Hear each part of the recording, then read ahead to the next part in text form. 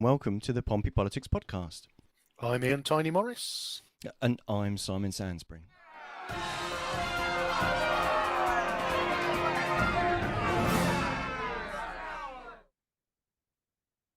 Welcome to the final Pompey Politics podcast of our winter season 2024. It's, I don't know, can't remember how many sleeps it is till Santa, probably 7 or 8. So we are here tonight to have a look at the full council meeting on Tuesday. And obviously the last one went all a touch EastEnders with "get out of my pub. Oh, I don't like what you're saying about me." So we're looking to see whether this one is going to be just as lively, Simon, or perhaps as we move towards the season of goodwill, perhaps calmer waters will return.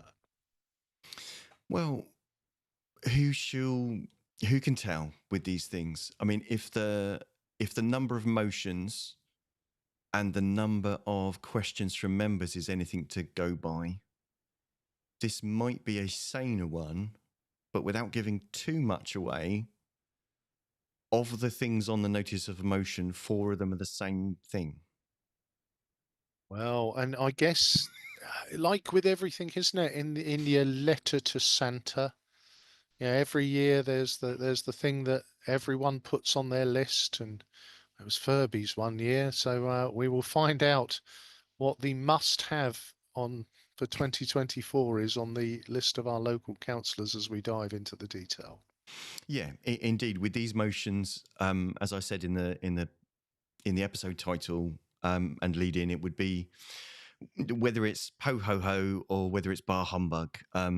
You'll forgive me for not having the forethought to put in those sound effects for us to declare them either ho ho ho or bar humbug as we discuss them. Sorry about that. Yeah, absolutely. Well, to be fair, I gave I had my first job this week as Father Christmas for an upcoming children's party video message on the 23rd. So yeah, we will. I've been doing a bit of method acting, so we'll see how we go as we get into the detail. Okay. Well, we'll bear with that. And as I always said, ho ho ho is not a nice way to greet people. They get offended. Use the American sex worker vernacular, but we wouldn't because it's a family show. Right? Yes, it's a family show. It's before the 9 o'clock watershed. I nearly said aftershed. It's before the aftershed. That didn't even make sense.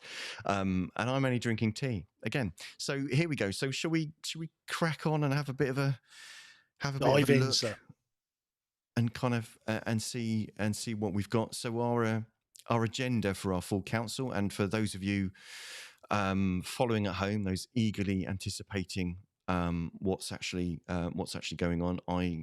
If you didn't see the QR code at the beginning of the episode, that would enable you to scan and see a copy of the agenda, so you can do your homework where you've missed out. It's gone now. But no, seriously, here's the link. I'm just popping in if you want to go to the Portsmouth City Council's Democratic Services output for it, and you can watch along live. But for us, agenda. What is on our agenda? So as I said, usual sorts of things, but actually we've got something to talk about before we get to the notices of motion today, which is about the local council tax support scheme. Do you have anyone want to know what that is? It is a tax support scheme. Oh, so I think you might be getting excited about the word tax. But it's basically the scheme where some people are allowed to. So basically, they can get a discount, a dispensation off of actually their council tax payments, and that is, there's a revision kind of coming up about that scheme, and essentially. What this report does, there's a nice little report that that kind of breaks it down, is that because at the moment there's basically kind of a straight cut off, and some of the legislation's changed, some of the funding's changed from central government, and basically it first this is recommending changes that come into effect on April 1st next year. And the local council tax support scheme was introduced in 2013. Council broadly adopted the previous measures that were on the previous scheme, the council tax benefit scheme, but due to central funding changes of councils, councils were then required to at least charge residents, no matter their circumstances, at least 20% of their council tax. And this report talks about an 8-week consultation of council taxpayers, preceptors, and debt advisors. Had 280 responses, and in by and large, 2/3 of people were in favour of the changes that are proposed. I'm going to put up on screen for those of us watching in glorious Technicolor that they can see what the banding is proposed, but essentially I'll bullet point what the issues are rather than kind of read through the banding, because I think that will be about as exciting as watching paint dry. But essentially the aim is to make it an easier to understand and apply process, greater support for houses on lower incomes, so there'll actually be a 90% discount for those in most need, rather than just an 80% discount. It works better in concert with the universal credit system, supports families and applicants in receipt of disability benefit and those working with allowances for childcare costs. Deals with the fact that those on universal credit, about 40% of universal credit, those in receipt of universal credit, occur about between 8 and 12 changes in their entitlement over the course of the year, and that would affect their council tax discount.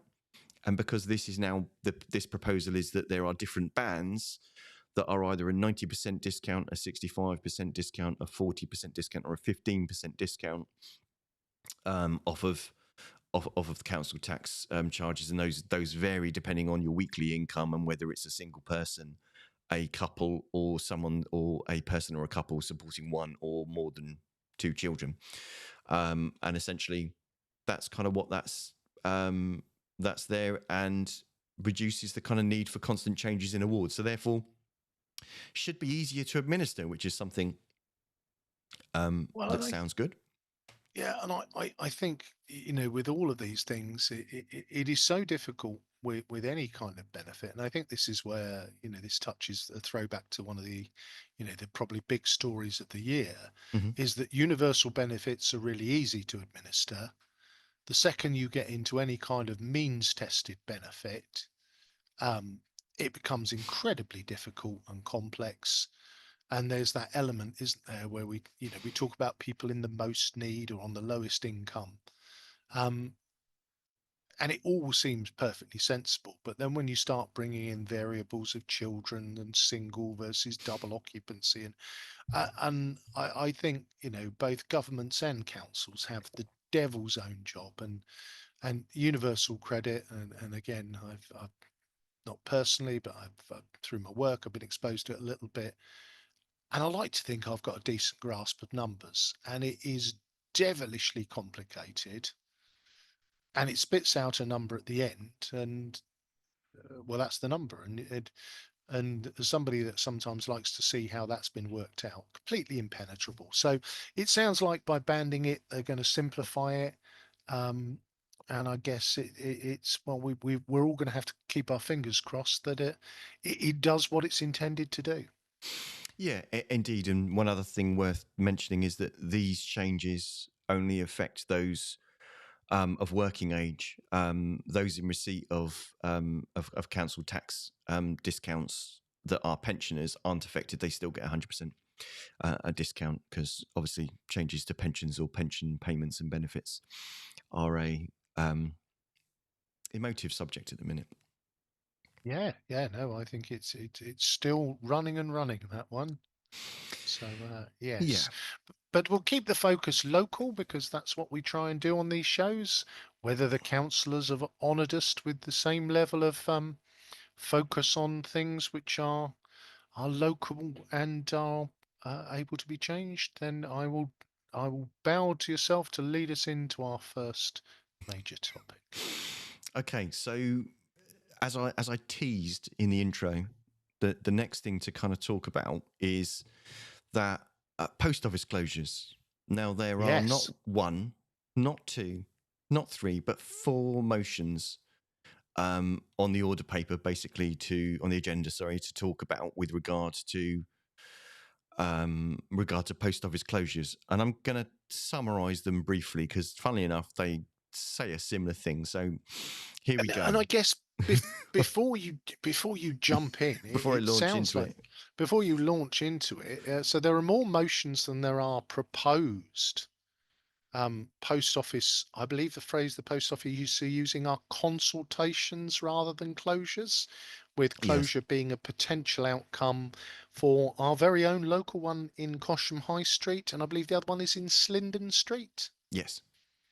So and yes, so let's have and well done on this one, Simon, for mashing all four motions. And let's who Okay. gets to go first? So so they're on the agenda in the order with which they were submitted to Ah, they submitted in. Okay, so in that respect, you can get a gauge of who decided to put in their notice of motion first. So the first one, and this is actually item 10A, which is item 10 is the notice of motion, and A is the post office motion from councillors Lee Hunt and Richard Adair from of Lib Dem fame.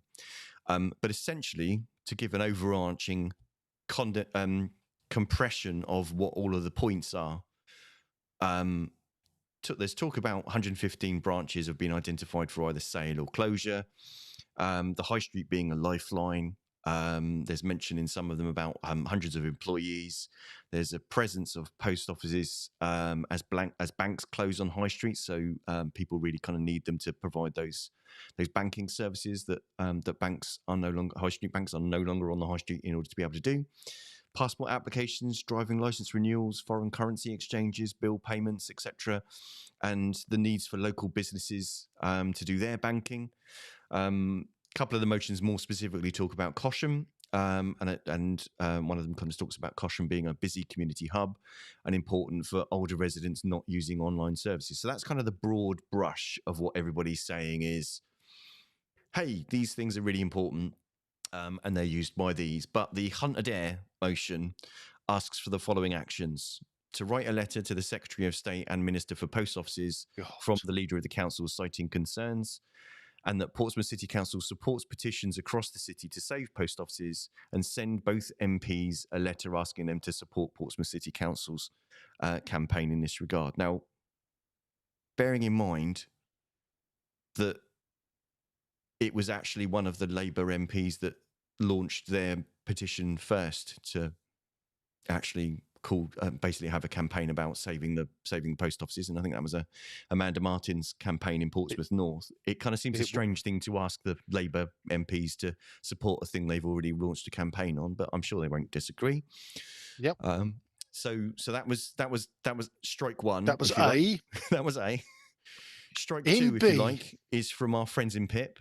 Yep. So Derek North of Cosham fame and George Madrick, and the actions that they're calling for: write to the Secretary of State for Business and Trade and relevant junior ministers expressing concern.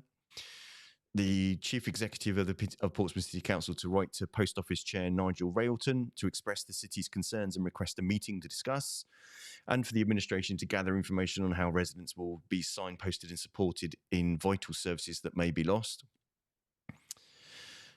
And then C, so next off the blocks was Team Blue, so from Spencer Gardner and Simon Bosher of Drayton and Farlington fame. Their actions: council firmly opposes any closure of Cosham Post Office and the inconvenience to local people, putting essential services out of reach. The Chief Executive of Portsmouth City Council write to the CEO of Post Offices Limited, setting out Portsmouth City Council's opposition and assurance that it won't shut. And the Chief Executive writes to Jonathan Reynolds, the Secretary of State for Business and Trade, to request government immediately intervene. You sensing a theme? Yeah, no, I'm good with this. Poised like a coiled zebra. And then is it Labour? And then last but not least was Team Labour with councillors Shah and Vallely, Saraskar Shah and Mary Vallely from Cosham fame. And their motion notes the petition from Amanda Martin was the first petition on the scene. I believe the Lib Dems launched a petition a couple of weeks after Amanda's had got hers off and running. So it kind of seems like um, let's all campaign for the same thing but do it slightly differently. And their actions were for Portsmouth City Council to support the campaign, and for the administration to help by providing new operators either as partners or independent operators, and for the group leaders to write to the chair of the post office to express concern. So essentially, ironically, for something about post offices, lots of people are going to be buying lots of stamps.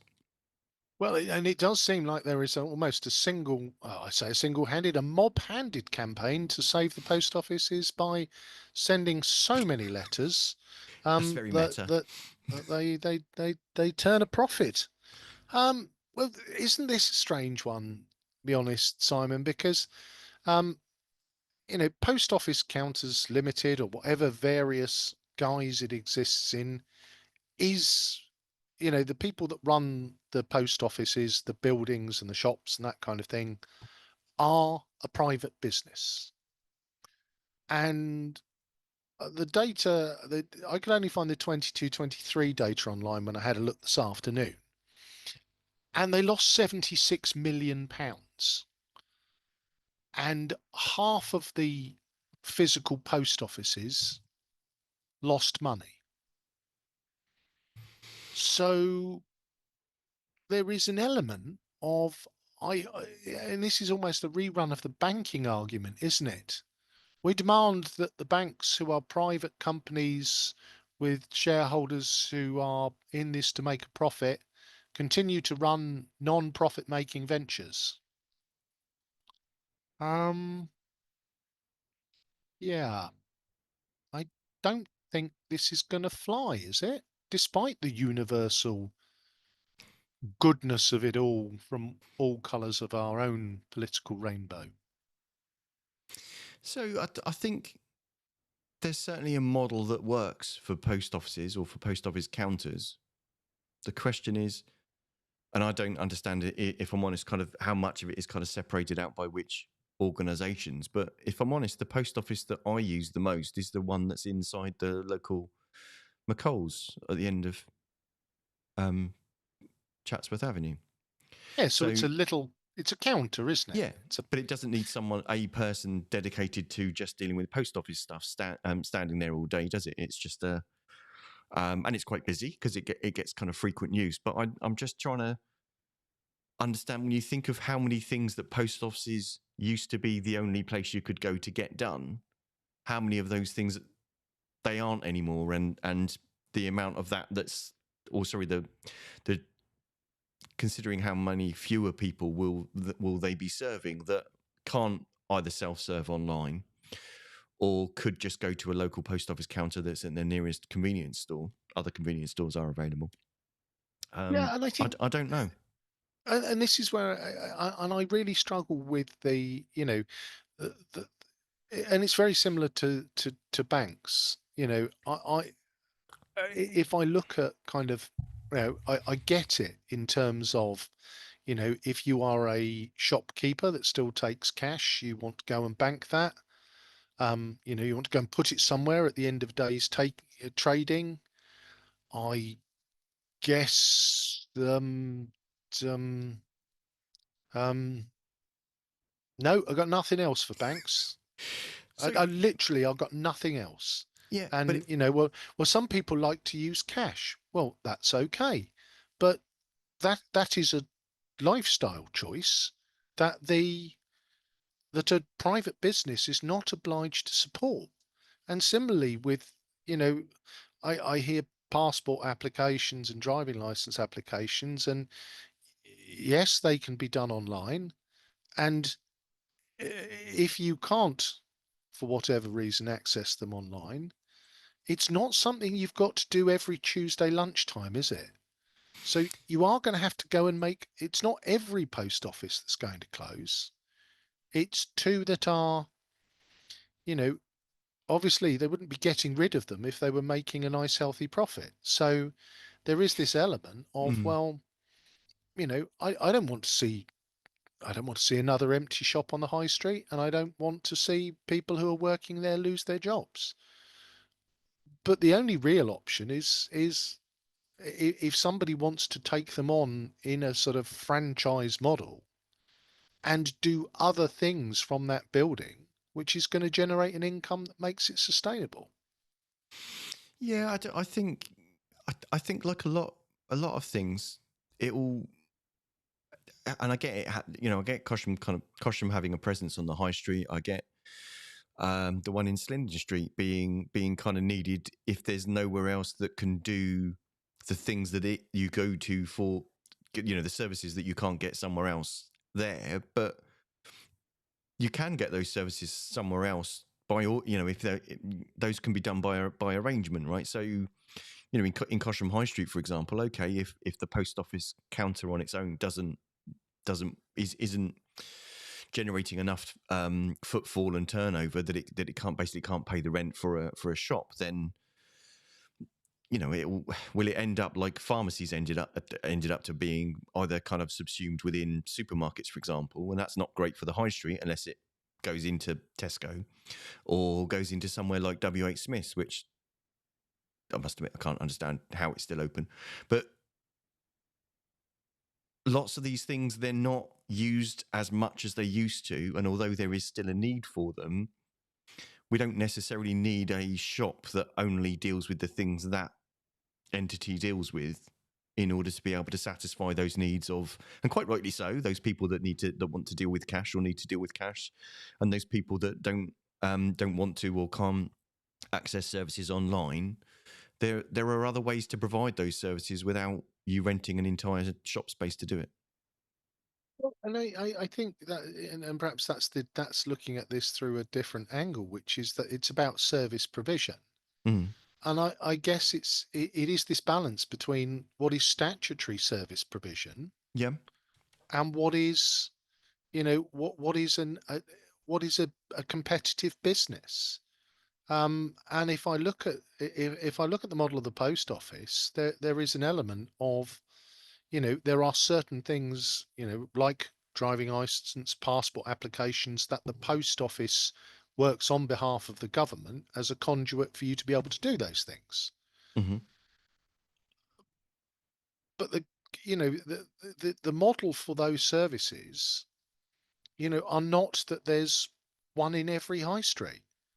If you look at something like, well, I can't remember what the job centre's called now, but I think there are two in the whole of Portsmouth. There's one in Cosham and there's one in um, down near town. It is that element of the model of there being six or seven of them scattered across town. It is an outmoded one, and I think this is where I think for the people for whom the post office, there will be I think there'll be a wistfulness. So the campaign, I think people will sign and say, oh, yeah, we need the post office. And it's that question. It's the Woolworths question, isn't it? Oh, Woolies. Oh, I loved Woolies. When did you last shop in there? Well, I bought some pick and mix about 8 years ago. Right. Well, that's not going to sustain the business model, is it? Your £2.85, which you thought was a bit steep and swore you'd never buy them again, wasn't enough to sustain Woolies. And similarly, and maybe I'm being a bit parochial here, Simon. I have not been in a post office in 30 years, and we post a fair amount of packages from the house, but we don't take them to a post office. We either get them collected or we press the button online that prints out the label and somebody comes and gets it, or we use another parcel courier and drop it off at one of the newsagents in the high streets. And I I think this feels like an emotional campaign, and I'm not sure that the Secretary of State or the business is really going to worry about Cosham or Slindon Street. Or even if they do care deeply, I don't know what they can do to an independent business to say, "Oi, you've got to keep losing money in those shops because the people of Portsmouth are not happy about it." Yeah, I completely get it with the kind of arguments of it does seem a bit strange that on one hand people will quite happily take to social media complaining about the loss of a particular business or a particular service, but if you don't use it all year round, then that's what happens because local businesses, large or small, and especially the small ones, can't survive on just what you spend on them on off chance once a year. They need your support all the way through the year, and I think this is just part of the change of the reinvention of the high street. And when you look at things like libraries, you look at things like pharmacies, you look at things like post offices, and some things are a business, some of those things are a private business, and some of those things are have a social and a community need. Mm. But there's ways to kind of co-locate those things so that you generate the footfall that actually makes it worth doing that in a lively way. I don't, if I'm honest, I don't know that that's something that government should heavily get involved in, other than making it easier for local councils to make the right decisions for their residents as to how they can attract the right sorts of entities and organizations to operate in that sort of way, so that rather than for different business entities that are struggling in the 21st century because half of their customer base that they would have had in the 20th century doesn't use them in that way anymore, that they can combine forces, if you like, and locate on the same site. That's kind of the thing for me. But there's the cynic in me that politicians will always, it's a easy thing to campaign on because people will be easy to be annoyed about it or be shocked and surprised and dismayed about it, but probably can't remember the last time they used it. Yeah.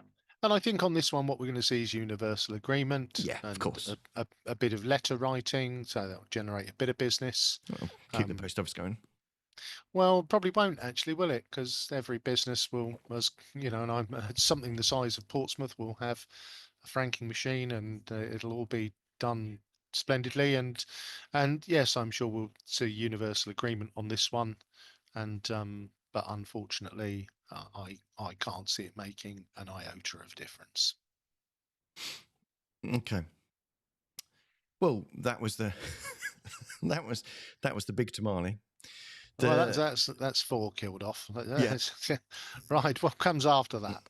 So the next thing in the list, once you kind of take out all of the post office shenanigans, all of the different varieties of post office shock, um, breakfast clubs,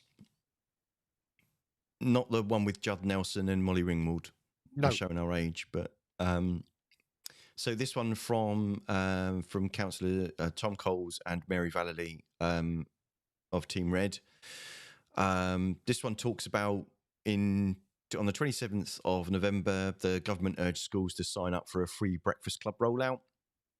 Talks a lot about how providing breakfast clubs helps families tackle hunger, improve school attendance, and alleviate pressure on household budgets.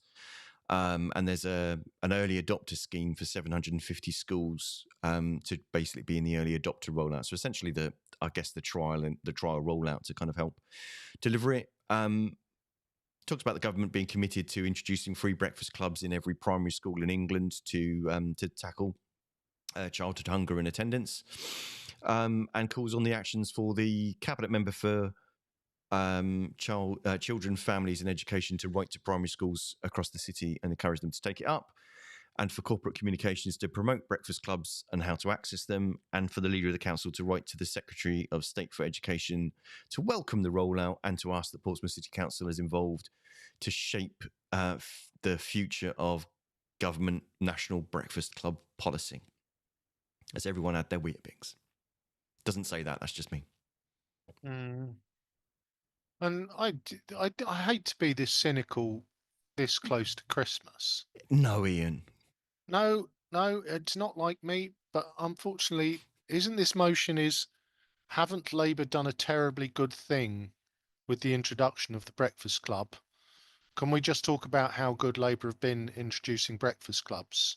And it's such a good thing that we should be supporting it and doing it because it's a good thing. Look at this good thing. Who was it done by? Was it the Conservatives? No, 14 years of. Oh, it was us. Labour have done a good thing. Breakfast clubs, good thing. Um, this is another one of those motions, and it's not. I know I'm picking on Labour on this one, but we've seen them all year, which is it is a pointless, empty motion that we call upon the council to tell schools who know their business, their I don't mean that in a financial sense. They will know what the breakfast club offering is. They will have analysed it. It's a free breakfast club, you know, without seeing the details. If it is free, and I'm putting that in air quotes, such that a school could put it on at no financial cost or disadvantage to themselves, there's an element of why wouldn't they? But I do wonder, this motion baffles me, Simon. Is this one that we'd put firmly in the pile of this could have just been a letter to the cabinet member for children, families, and education rather than a council motion? Well, it could have been a motion. It could have been a letter to that person. It could have been a letter from the the offices of our two Labour MPs who will know all of the primary schools in Portsmouth saying this is a wonderful thing, please take advantage of it. It could have been a letter from the Labour offices and the Labour team to all of the primary schools. You know, writing to the Minister for Education to tell them that they've done a good thing. Uh, as I say, I'm lost on this one. Um, breakfast clubs, good thing, I'm sure. Um, I wish when my children were small, somebody else would have fed them in the morning, and then I wouldn't have had to pay for it. Interesting that it's a universal benefit, so your primary school age child will now get their breakfast paid for by the taxpayer rather than you having to pay for it yourself. Um, if that's considered to be a good thing, then that's a good thing. But we're not debating whether the breakfast clubs are a good or bad thing. They're here, so why not use them?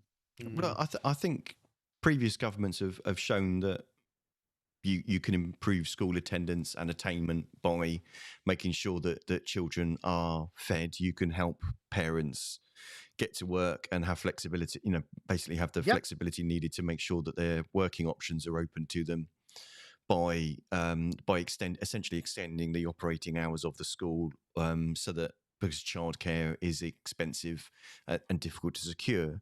So I don't think the policy in itself is really kind of in any question or any doubt. It seems like eminently a good idea and common sense. I think it sounds like the thing that we're kind of interpreting quite cynically is having seen lots of motions that are calling on a thing for a thing that is a yep, thing. And yeah.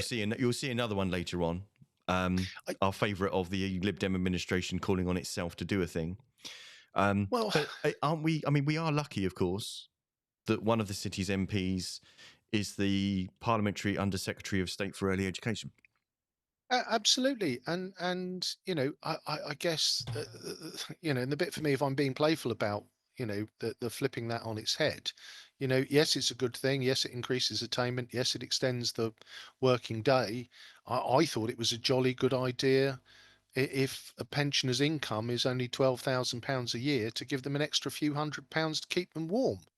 I thought that was a pretty good investment, if I'm honest. But I'm told if somebody is as lavish as having £12,000 a year income, they don't need the £300 a year. So I'm a bit baffled if my income is you know the household income is £500,000 a year, but for reasons I send my children to state school, that another taxpayer pays for their breakfast. But that's more of an ideological point. So, yes, in this case, we're calling on I would expect this one It's a difficult one because if there was an election next year, it would be this one is a go on, I dare you to say that we shouldn't be Yeah, supporting this is the leaflet writing, the but there won't be any the leaflets. no, the tiny tots getting a free breakfast and you voted against it. So I think we've said it all. What comes next? So next on our agenda is the notice of motion from Team Pip, and that one talks about that thorny subject of HMOs. But this one talks about unregistered HMOs in council stock. So this is from Russell Simpson and George Madgwick, from Hilsey and Paulsgrove, respectively. Talks about the viewers might remember the episodes that we've done. We've looked at kind of HMOs a couple of times and got into the nitty gritty, and I won't go into the nitty gritty of it, but the headline of it is I don't know if you can recall, when the council receives an application for an HMO, they do an assessment as to whether the total number of residential properties in a 50-meter radius of the application, whether this application will take them over 10% or whether there's more than 10% already. And if it Yeah. will, then basically they will refuse it. There are other things about it being right next door to another HMO or two HMO, or creating a situation where two HMOs sandwich a non-HMO. But essentially this one throws up a question around, there's actually a large number of homes that it claims are owned by Portsmouth City Council, and Portsmouth City Council itself as a landlord and landowner isn't obliged to apply for HMO license, and therefore is Oh, essentially operating HMOs that aren't registered as HMOs, is what this motion is saying. Now, I did approach Russell Simpson to ask him whether he would. I offered him a chance to record some comments about the motion, and indeed I spoke to Darren Sanders, the cabinet member for housing on the Lib Dem administration, whether either of them would like to contribute, and whether Darren had anything to say about whether the assertion in this motion is accurate or not. Russell wanted to keep his powder dry for Tuesday, completely understand, and so did yep. Darren. So we're just going to have Oh, to watch and wait and see what the response is as to whether that's really a thing or not, whether there's some sort of technicality that says that that's not the case. But it kind of keeps speaking to this thing of, you remember last time when we spoke about it, it had been something like 9 to 18 months since the register had actually been updated. yes, indeed. I looked at it today and it hasn't been updated since April. And I think this and you know, forgive our cynicism with the earlier arrangements, or forgive my cynicism, but on this one for me is a really important point. And again, the the the mechanism by which this density of HMOs is assessed, it does beg some questions, doesn't it? Because I think we've talked about it before. We've looked at the numbers which show just how massively lucrative, you know, if you're a property developer and you own an HMO, it is a money printing machine. So I do wonder, I think we've all wondered how many unofficial HMOs fly below the radar. The if Portsmouth City Council itself doesn't have to declare its own HMOs as HMOs, then it would suggest that the problem might be worse than people think it is, and they think it's pretty bad now. And I think, if we're going to be fair and balanced, which is our way, the fact that, the the administration has bought a number of properties back into the ownership of PCC, that and that seems to work quite well. The more they do this, the more stock they will have on their books, and the more this could be a thing. So I think at that point I'm going to have to press a pause, because obviously Russell and Darren are both approaching the chamber on Tuesday with one's coming into Eye of the Tiger and the other one's coming into the March from Star Wars, and we'll see what happens. Will the sparks fly again? Who could tell? But the motion is calling for PCC to review the properties it currently exempts from the HMO list, and in the several areas where PCC properties included in the numbers basically report what areas are actually approaching the 10% threshold and what areas have actually now passed it with those things. So this is one of those kind of really nerdy points, motions, which is probably why we get possibly a bit more interested in it than lots of other people do. But it's it's that interesting thing of the policy and the numbers, and how you count the numbers makes a difference. So Yeah. that's See, the that's the interesting thing, I think. I don't think this is a nerdy one, Simon. I think this one is the kind of thing Mm, that your local council should be about. There are rules around HMOs, hmm. and for me, that's about the quality of life that people experience Yeah. if they have HMOs in their community. And the council has drawn lines and said if it goes above this, that would be bad and it wouldn't be good for people. So in that case, it is really important that those rules are respected. And if there are loopholes and things, which means that people are more HMO'd than the rules say they should be, then for me, dragging that out into the open is something really important. So this one gets this is the first one that gets the thumbs up. This is worth discussing. Okay. So interesting thing then to go to. So we shall watch that with keen eyes and see what Darren's response is to it, and how the motion goes. There weren't any amendments that I could see actually on the agenda on the website. So if there are any coming for any of the motions, then we've not seen them yet. So next up, so we've done our HMOs, we've done our post offices. National insurance rises. Mhm. So this is 10G. This is the last notice of motion that we've got before we get into the members' questions. That exciting and murky 40-minute list of questions. So this one is from Leader of the Council, Councillor Steve Pitt, and from Darren Sanders, both from the Lib Dem administration. Talks about the National Council for Voluntary Organisations, stating that the changes in employers' national insurance threshold and increase in employers' national insurance contributions will impact the voluntary and community sector, or VCSE, to the tune of £1.4 billion in the next financial year. Those organisations have sought to seek assistance from the government, but the government assessment is that around half of charities will not be any worse off due to the increase in employers' allowance of £10,500. I guess you could also say that means that half of them will be worse off. Although the Guardian reports that this indicates that this will only help employers with up to 4 full-time employees, and that all businesses with greater than 4 full-time employees will end up passing those costs onto councils, and these are important organisations that local councils rely on to help them deliver services. Yep.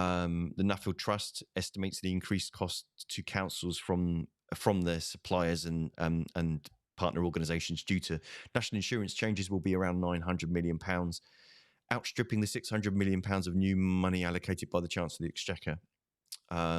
So, yeah, many services the councils rely on, and the risk that this could be pushing many of them towards insolvency and irreparably damaging the sector. One local charity, the motion notes, has informed the council that it calculates that its bill would increase by £400,000 in following the budget. And the motion calls on. So this is a motion that was proposed by Councillor Steve Pitt and Darren Sanders, and the action for the motion is for the Portsmouth City Council calls on the Chancellor Exchequer to do more to support small businesses, care providers, and the VCSE, and look elsewhere for the black hole, and asking for the Leader of the Council to write to her to this effect. Mm. Yes. So this is so, and this is an area where I've got a little bit of knowledge, um, which is that the £400,000 is a baffling figure. The local charity, and I'll come Mhm. back to that in a minute. Okay. I mean, ultimately, you know, many people know I work in the charity sector, and I know that the vast majority of charities, particularly smaller ones, went back to Rachel Reeves and they got together with their representative groups and went back and said, "Really? You're going to come after us? Is there no exemptions?" Because obviously this rise applies to, you know, frontline services. So it'll, it's that piece where it's going to hit everybody. And, I sat down with my piece of paper, and looked at it. And effectively, if you've got more than 4 employees, then when you look at somebody who is currently on minimum wage, you would get 9 and a bit grand exemption from national insurance. That drops to 5 grand. So immediately April the 1st, that employee is going to cost you £600 more a year due to that change. Then you get the 1.2%. So again, between 5,000 and the national living wage will be 24. So there's 19,000. So that's another 200 quid. So in broad terms, if somebody's earning minimum wage, every employee is going to cost their employer about another £800 a year. Now, you don't have to be a very big employer at all, 10, 15, when suddenly that's that money is not only, when you look at the rise, the 7% rise in the living wage, that's half a person. And that will be half a person either that they're not going to employ, or they're going to have to downsize, or they're going to have to, in the case of charities, raise more money to cover. Um, and all of that for me is a terrible thing. But Labour and the Chancellor have been very clear about that is the way that they want to raise additional income. And because that's the case, I'm not sure that a strongly worded letter from Steve Pitt, the chief executive, and anyone else is going to soften the cold, stone, bony heart of Rachel Reeves. She's set out her she's set her stall out. I, I mean, I agree. I don't think the letter is gonna kind of make any difference. I think this is just this is, it's a key thing. And I think it's a theme that we're seeing kind of develop over the last couple of full councils since the general election, where I think initially Labour seemed to be surprised that the council or other or opposition or sorry, admit parties that were other than than Labour would be suggesting that some of the things that they've done that they don't agree with, and they seemed, I think, initially to be surprised by that. I think they've now kind of got past that initial surprise, and I think that's maybe where the thing about the breakfast clubs kind of come from, is them Yes. trying to on the full council agenda balance the narrative of basically, rather than you hear about, oh, aren't Labour doing a rubbish job, actually here's a thing that Labour are doing really well at. And other political parties aren't really going to sit there and celebrate what the Labour government are doing. I think they'll be waiting a long time for that to happen. But I think it's just an interesting kind of development, and I think it's an interesting kind of political point to be making in a year where Portsmouth doesn't have elections, and there isn't a general election for 4.5 years. So yeah. Yeah. Yeah, and this is the thing, and we've covered these all year. For me, we've just run through the full agenda, and if I look at it, there is actually only one item on the agenda that PCC has control over and can potentially do anything about. And that was the letting That was the primary schools know about the breakfast no, club. that's the HMO. All right, okay. You can write to primary schools, but you've got no, for each school and each head and the board of governors have got to make a decision as to whether early adoption is right for them. Yeah, BCC can't make them. no, and Um, especially not the ones that are academies, because um, they don't have as much kind of headline control sway, of. So yeah, it's a mixed bag. Shall we have a quick look at the questions? yeah, I would say it's not a mixed bag. I would say, unfortunately, it's a similar bag to what we've seen most of the council meetings, which is it's posturing and theatre, um, and very little substance. So yeah, grumpy. Let's see whether we've got about less than 10 minutes left. So let's try and whip through the questions, see whether there's anything of Okay, any merit in there. you're getting a loads of fireworks outside. Yes, I am, and I Yeah. have no idea why, because it's early December. It's not fireworks night. It's not Halloween. It's just a load of frightened pets, and so Yes. well done to So, so whoever's our firing apologies them. to all if that's coming across in the stream. So, question one from Spencer Gardner to the cabinet member for community wellbeing, health and care, Councillor Matthew Winnington. Basically, after Labour's failure to exempt primary care providers from the national insurance increase laid out in the autumn budget, services that support some of the most vulnerable residents have warned that this will lead to cuts and closures. What is the anticipated impact on pharmacies, GPs, care homes, and hospices in the city? It's kind of like this Don't is. know. Do you want to piggyback onto 10G? Is that kind of feels like that's the. Yeah, well, it does, and I guess it's fair to ask. Mm-hmm. It's fair to ask, what's the impact? Now, I guess there's that element of in those things. I don't think all of those places report to Mr. Winnington, despite his power and fame. So I guess it's a fair question to ask. I don't know whether it's the council will only know those things as those various organisations disclose to the council. I guess you can ask them, but Yeah, yeah, it'll I be don't know that it's going to people doing provide. their Yeah. budgets about now for next April and sharpening their pencils and Mm. having a miserable old time of it, with more bills to pay. So, question two from Councillor Gerald Vernon Jackson, CBE, to the Cabinet Member for Transport, Peter Candlish. Across the city, the energy, water, and telecoms companies seem to be digging up many roads. No doubt this is because there has been underinvestment in repair of utilities for many years by the privatised companies. If it costs these companies more to close our roads, or maybe they will get the work done quicker, what work is being done to introduce lane rental on our main roads so there is a real cost to these companies to doing roadworks slowly?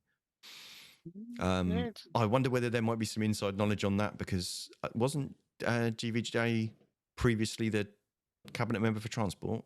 I think he was. I think he was. So we'll So see what the yeah. answer is to that one. Question three. There are only four, so don't worry. So from Cal Corkery in Charles Dickens. To the chair of the Twinning Advisory Group, he's asking for progress on an update on progress of requesting a twinning arrangement with a Palestinian municipality. And I would suggest the people who are living in that part of the world might probably have a bit more on their agenda at the moment than a twinning arrangement with Portsmouth, perhaps, but still. Possibly. Question four from Councillor Benedict Swan of Copner, to the leader of the council with portfolio responsibility for culture regeneration and economic development, Councillor Steve Pitt. Could the leader give an update on efforts to allow local producers to display and sell their products at the International Ferry Port Terminal? So we'll have a bit of local producer support, as we did in a previous episode. Yeah, So it'd be good to hear what the answer is to that one. Yeah, no, it's not a bad idea, is it? If you're coming to Yeah. Portsmouth, then yeah, anything Well, especially with the flog cruise ships that we've got docking these days, it would be them. great for them to be able to see what Portsmouth has to offer, its retail offer. Oh God, I sound like a PR person. I'm Yeah, going to go no, sit in a it's quiet room. well, Um, if they're coming here, we'd like to have something to wow them with, wouldn't we? So indeed, it's indeed. yeah. So that was the 4 questions. So thankfully, much less than the 16 that it was the meeting before Mm. last. So it'll be an interesting one because I think it's one that I think we're going to scoot through, um, Mhm. hopefully, and to be fair, people will have to do their own homework, Simon, because this is our last show of 2022. We will be back in the new year, Mhm. and I think our first show back we will just be just before the Donald is inaugurated, Or on the day Donald is inaugurated. on the day that Donald is Yeah. inaugurated. So So it looks like that our US politics expert Lee Sartain will be joining us on the day of the inauguration. We'll do a rescheduled show to actually be on the day.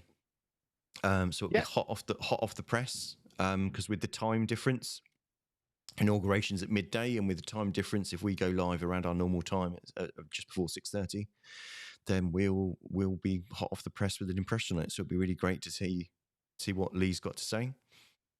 exactly. And we will, whilst we'll be off for a few weeks, we won't be resting on our laurels. We will No. be pulling together our winter into spring schedule, Mhm. which we are frantically working on. And one of the things we do throw out there is that we do requests. So if there is a subject that burns within you and you'd like to see us cover on the podcast, then never be shy about contacting the podcast through all the usual means, and we're always happy to chat, and we will pull a show together around any good idea. Brackets, there are a few ideas that we won't pull a show together. That's my disclaimer at the end of that one. And we're not even averse to exploring things that don't seem like a good idea. So we'll reveal more about our winter spring schedule, and also with there being no local elections in Portsmouth in 2025, we will see if there's an interest in doing some Hampshire County Council ward hustings for any of the parts, any of our local neighbours. So Fareham, Gosport, Havant, see whether they're interested in doing any of that. So there's lots for us to be working on, and I'll still keep an eye on what happens on Tuesday and probably put some stuff on social media. So Can't it'll help be yourself, interesting to can you? see how that goes. Perfect. Well, you've been listening to the Pompey Politics Podcast. Thank you for being with us all year. I've been Ian Tiny Morris. And I've been Simon Sansbury. Please don't forget to like, follow, subscribe, comment, etc., etc. Give us a rating wherever you listen to your podcasts. 5 stars. Thank you very much for following us in 2024, and we'll see you in 2025. And you and your family and loved ones have a fantastic Christmas and New Year.